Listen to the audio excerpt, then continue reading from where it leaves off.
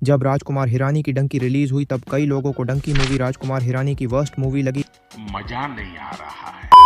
और एस शंकर जैसे बड़े डायरेक्टर की भी जब इंडियन 2 रिलीज हुई तब 1996 की इंडियन के लेवल को भी मैच नहीं कर पाई। और राजकुमार हिरानी और शंकर ही नहीं बल्कि लोकेश कनगराज और प्रशांत नील जैसे बड़े डायरेक्टर्स की मूवीज में भी पहले जैसा मैजिक देखने नहीं मिला। तो आज के वीडियो में ऐसे ही कुछ इंटरेस्टिंग टॉपिक्स के बारे में बात करेंगे। पिछले 2-3 सालों में अगर हम देखें तो हमें अच्छे डायरेक्टर्स की एवरेज मूवीज देखने मिली है, जैसे एस शंकर की इंडियन 2, प्रशांत नील की सलार, लोकेश कनगराज की लियो, राजकुमार हिरानी की डंकी और प्रियदर्शन की रिसेंट की कुछ मूवीज। ऐसा सिर्फ इंडियन डायरेक्टर्स ही नहीं बल्कि हॉलीवुड के डायरेक्टर्स के साथ भी होता है, जैसे एलओटीआर जैसी एवरग्रीन मूवीज डायरेक्ट करने वाले लेजेंडरी डायरेक्टर पीटर जैक्सन ने जब द लवली बोन्स मूवी बनाई थी तब ऑडियंस ने उसे बहुत कम रेटिंग दी थी। और स्टीवन स्पीलबर्ग से लेकर फ्रांसिस फोर्ड कपोला जैसे कई लेजेंडरी डायरेक्टर्स के साथ भी ऐसा हुआ है। इसीलिए शायद क्विंटन टेरेंटिनो ने 10 मूवीज का कॉन्सेप्ट लाया है ताकि सभी मूवीज अच्छी क्वालिटी की बन सके। जब एक डायरेक्टर जिसने कई मास्टरपीस मूवीज बनाई हो वही जब एक बुरी मूवी बनाता है तब ये एक मिस्ट्री जैसा जरूर लगता है कि कोई इंसान जो मास्टर है अपने फील्ड में वो अपनी मास्टरी कैसे खो सकता है। लेकिन इसके पीछे कुछ रीजंस है, जिसमें से एक है अच्छे डायरेक्टर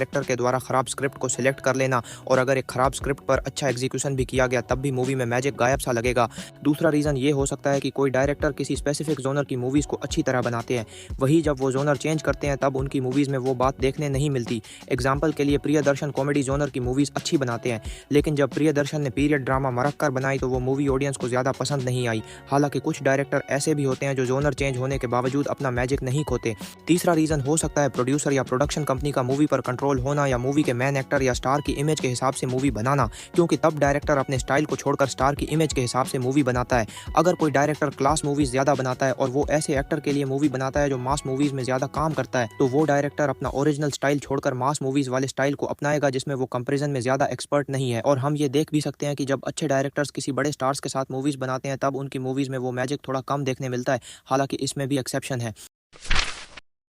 इंडियन सिनेमा में हमें जोनर्स की वर्सेटाइलिटी ज़्यादा देखने नहीं मिलती, क्योंकि हमारी इंडस्ट्री में एक साइकिल और सिस्टम बन चुका है जिसकी वजह से हमारी इंडस्ट्री में मास एंटरटेनिंग मूवीज़ ज़्यादा बनती है, क्योंकि ऑडियंस ऐसी मूवीज़ को ज़्यादा देखती है जिससे प्रोड्यूसर्स को ज़्यादा प्रॉफिट होता है और वो फिर से वैसी ही मूवीज़ प्रोड्यूस करते हैं, और इसी मूवीज़ से एक्टर्स को भी ज़्यादा फेम मिलती है, जिससे इंडस्ट्री के टॉप एक्टर्स भी ऐसी मूवीज़ को सिलेक्ट करना ज़्यादा प्रेफर करते हैं। और इस साइकिल की वजह से अच्छे कॉन्टेंट वाली बाकी जोनर्स की मूवीज़ को इंडस्ट्री से कम इंपॉर्टेंस मिलता है, जिससे इंडस्ट्री में जोनर्स में वर्सेटाइलिटी कम हो जाती है, जिससे इंडस्ट्री को नुकसान ये होता है कि ज़्यादातर टिपिकल मास मूवीज़ की स्टोरी ऐसी होती है जिसमें ज़्यादा टेक्निकल एडवांसमेंट की ज़रूरत नहीं होती। हालांकि जवान, ट्रिपल आर, केजीएफ जैसी कुछ मूवीज़ ज़रूर है जिसमें कई डिपार्टमेंट्स को टेक्निकली अच्छा दिखाया गया है, लेकिन ज़्यादातर मास मूवी में एडवांस टेक्नोलॉजी की ज़रूरत नहीं पड़ती। जिसे अगर कंपेयर करें किसी स्पेसिफिक जोनर से तो साई-फाई या फैंसी जोनर जैसी मूवीज़ के लिए कई डिपार्टमेंट्स में एडवांस टेक्नोलॉजी की ज़रूरत होती है, क्योंकि मोस्टली उसकी स्टोरी ऐसी होती है जिसमें हाई क्वालिटी के VFX, practical effects, miniature arts, prosthetic, different music और एसएफएक्स जैसी कई टेक्निकली एडवांस डिपार्टमेंट्स की ज़रूरत होती है, और जिससे इंडस्ट्री में कई छोटे छोटे इनोवेशंस होते हैं, जिसका सबसे अच्छा example Lord of the rings series है, जिसमें VFX, practical effects, motion capture, SFX, costume design जैसे कई डिपार्टमेंट्स को मूवी में बहुत ही अच्छी तरह दिखाया गया था, जिसके लिए मूवी ने कई ऑस्कर्स भी जीते थे।